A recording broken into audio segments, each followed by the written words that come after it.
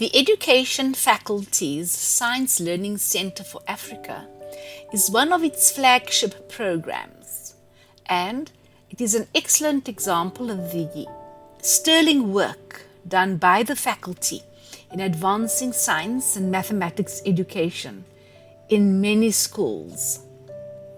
The Science Learning Centre for Africa has three main objectives. First, it supports science and mathematics educators to improve the culture of science teaching. So they support them in their teaching of science. Second, it addresses the culture of science learning by supporting learners through tutorial programs in science and mathematics, through science clubs, science shows, science competitions, and different exhibitions. And third, the centre constructs science laboratories called Science Learning Centres.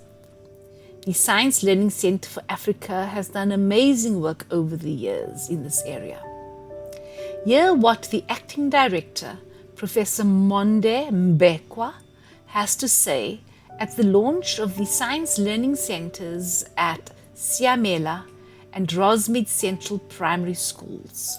Our task here is simple: to assist the school to launch their laboratory, which is one of tens of laboratories, because our understanding was that already there are 66 laboratories that have already been launched throughout the country, here in the Eastern Cape, and then we'll be launching some more in the Northern Cape. We've already launched some in the Western Cape. We want to take this opportunity to thank Garden City, the Garden City project, the WCED for the support that it has given the school. And colleagues, you are aware of the importance of a laboratory. I've been saying this when I grew up, especially primary school, there were no laboratories. When I reached high school, there were no laboratories, no equipment. And then our science, I did science, at school, and that the teacher would then draw the equipment on the board, and then even the experiments to say, this is what you do when you mix, this chemical with this one, this is what comes out. And then the only thing that you do when you don't understand, like when I was confronted with complex mathematical problems, I would just simply memorize. That's exactly what we did. It is only when I reached college that we started doing experiments.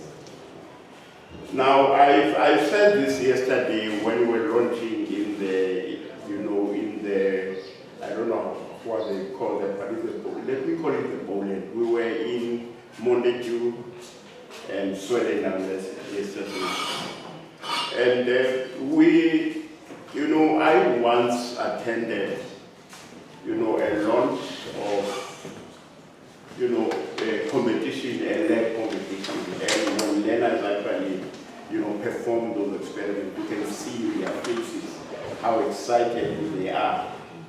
And then I presume, and I think it is true that the learners here, if you have not already started using the lab, they are really excited at using the lab. And then their understanding is enhanced because they can see what is happening when they mix this chemical and this is what comes out.